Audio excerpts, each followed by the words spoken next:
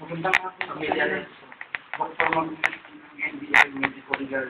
Ano kung may paglilingit sa inyo? Kapag anak po kasi wala. Sabi hindi yun. Bali, kanina lang, may binatil na recover yung team namin. Kakatapos ko lang yung okay. Mas maganda siguro, tingnan muna natin sa loob. Dok, nakakasigurado ba mo na So, marami po kasi yung na-recover namin. makikilala nila lang yung So, ganito po, bago po natin tingnan yung na-recover namin bang kailang gamit kayo ng sarili. So, ito po yung gamit na na-recover namin dun sa nangyarihan at sa gamit namin. Sa gamit namin. ito kung saan nung ibigay ko sa kapatid mo. Anak sa kapatid mo. Saan ko nagkaroon? Kuya. Tsaka sa kapatid. So, yan ba?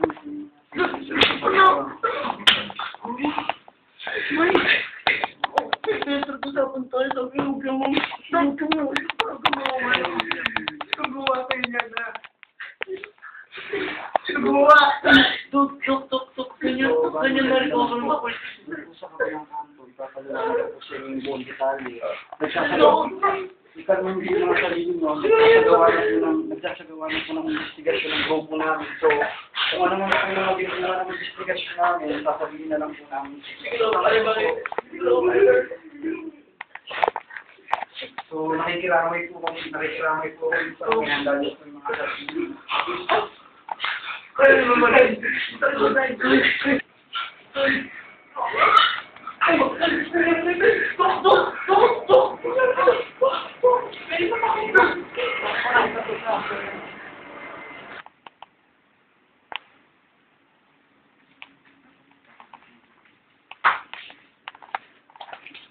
Nakikiramay po sa pagpapanood ng kapamilya. Nakikiramay po.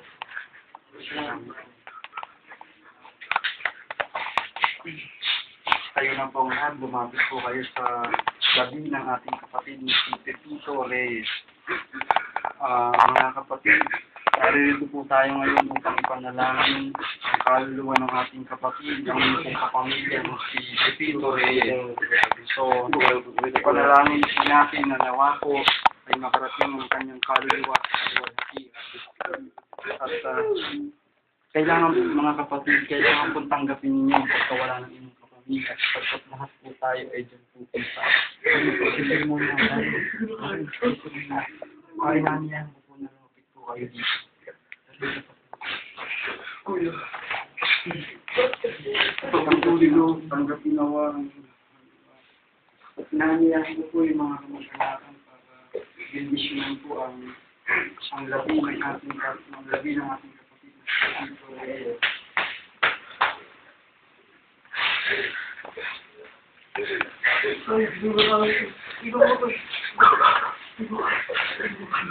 Kuya!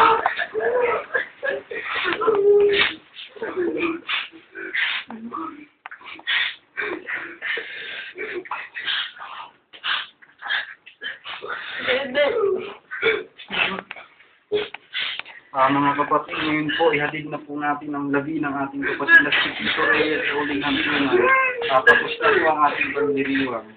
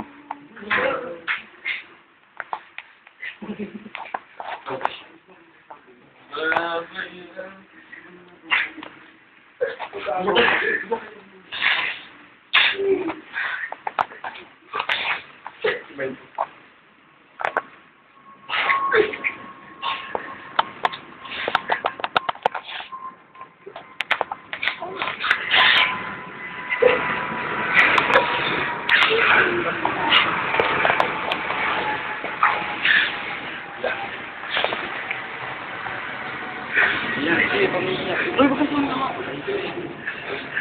Ito sa ako.